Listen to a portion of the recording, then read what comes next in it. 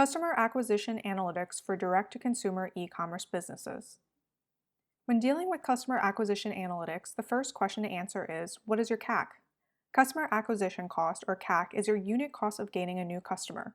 This simplified method of calculation divides the total marketing cost by total customers acquired over a given time period. Neither the numerator or denominator should include returning or recurring customers. The better method of calculation includes all marketing and sales costs in the numerator. Now, your aggregated CAC is important to know. However, breaking down into multi-channel CAC is where you'll start getting real insights from your analytics. What I mean is, what is your CAC per each marketing channel? Direct, organic search, paid search, display, referral, email, social? Now, it's easy to break down your total marketing and sales cost by channel. The tricky part comes from attributing each customer acquired. Instead of talking in generalities, I'll focus on how to do this in the most popular web analytics tool out there, i.e. Google Analytics. Note that because of the hit-based nature of goals in e-commerce and Google Analytics, we have to shift our focus on goal completions and/or transactions versus customers acquired.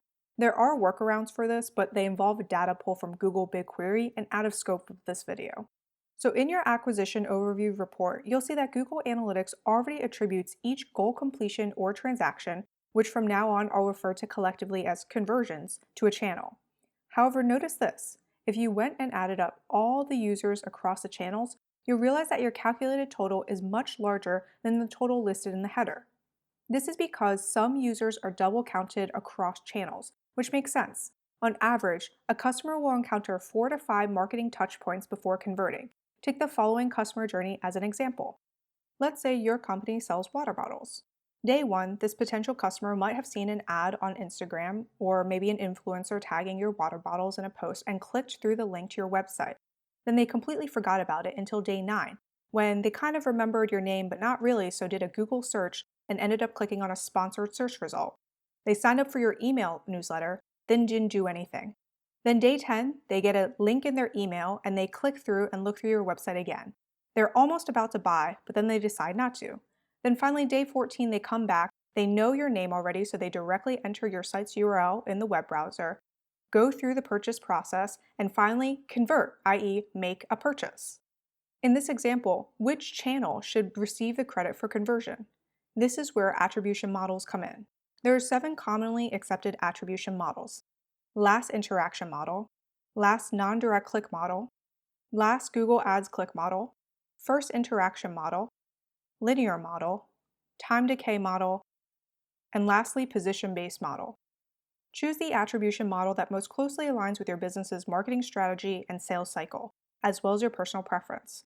It's also possible to create personalized custom attribution models, but you better know what you're doing. In Google Analytics, it's relatively easy to switch between attribution models and even compare them in the multi-channel funnels model comparison tool. Once you've settled on yours, you can use the total conversions per channel for new customers to calculate your CAC per channel. It doesn't have to stop there. If you hop over to the Source Medium tab, you can undertake the same exercise to calculate your CAC per source medium campaign. Doing so lets you evaluate the effectiveness of your marketing strategy and shift resources accordingly. However, don't solely rely on CAC to make business decisions. You need to put it into context. The 2 most helpful CAC ratios are AFOV over CAC and CLV over CAC. Average first order value, or AFOV, is a straightforward calculation, the average amount spent from new customers.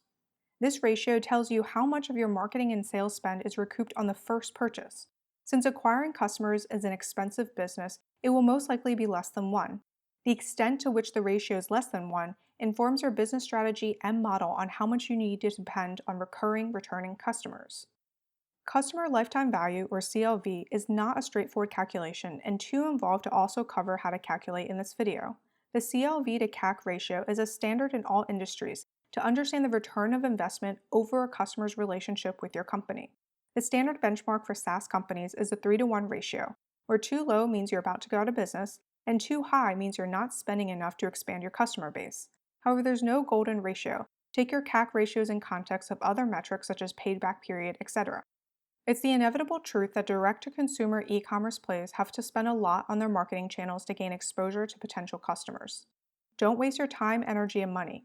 Deep dive into each channel's conversions, CAC rates, and ratios to truly understand the value of each channel.